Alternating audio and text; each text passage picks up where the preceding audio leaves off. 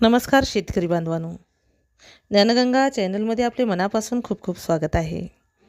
राज्यातील महिला शेतकऱ्यांना स्वतंत्र शेतकरी म्हणून कायदेशीर मान्यता देणारे महाराष्ट्र हे देशातील पहिले राज्य ठरले आहे.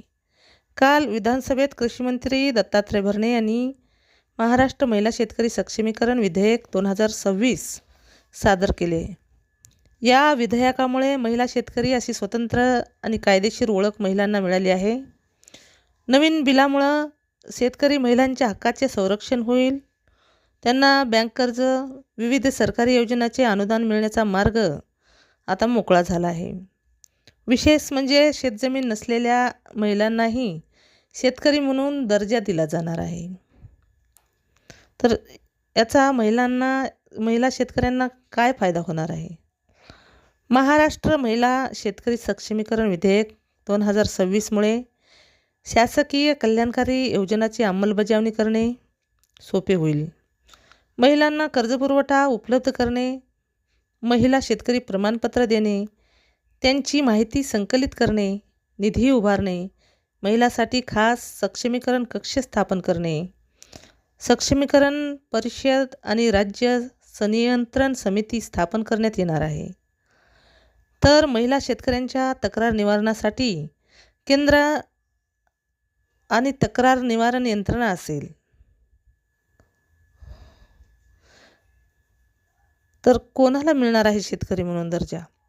शेतात राबणाऱ्या महिला, बीज उत्पादनातील महिला, पशुसंवर्धन, कुक्कुटपालन, दुग्धव्यवसाय, मधमाशी पालन, मासेमारी, फलोत्पादन, पुष्पोत्पादन, अळंबी लागवड, कृषी वनीकरण, चराई व्यवसायातील महिला, कंपोस्ट खत व्यवसायातील महिला, बटाईदार महिला यासह शेतीशी संबंधित जोडधंदा करणाऱ्यांना महिला शेतकरी म्हणून दर्जा देण्यात येणार आहे.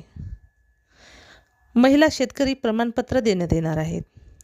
या प्रमाणपत्रासाठी महिलांना संबंधित ग्रामपंचायतीकडे साधा अर्ज करावा लागणार आहे. निमशहरी आणि नगरपंचायत क्षेत्रातील महिलांना या सक्षम प्राधिकरणाकडे महिला शेतकरी प्रमाणपत्र मिळवण्यासाठी अर्ज करायचा आहे.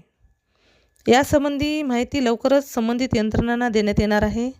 महिला शेतकरी म्हणून दर्जा देणारे महाराष्ट्र हे देशातील पहिले राज्य ठरले आहे. राज्यातील महिला शेतकऱ्यांचा स्वतंत्र डिजिटल डेटाबेस तयार होईल. महिला शेतकऱ्यांच्या सक्षमीकरणासाठी स्वतंत्र महाराष्ट्र राज्य महिला शेतकरी निधी स्थापन करण्यात येणार आहे. जिल्हा आणि तालुका तर गाव स्तरापर्यंत मजबूत यंत्रणा उभारण्यात येईल. मुख्य सचिवांच्या अध्यक्षतेखाली राज्यस्तरीय देखरेख समिती या कायद्याच्या अंमलबजावणीवर देखरेख ठेवेल. राज्यातील लाखो महिला शेतकऱ्यांना स्वतंत्र ओळख, हक्क आणि संधी उपलब्ध होईल. जर तुम्हाला शेतीविषयी अशीच नवनवीन माहिती जाणून घ्यायची असेल तर आमच्या चॅनलला सबस्क्राईब करा.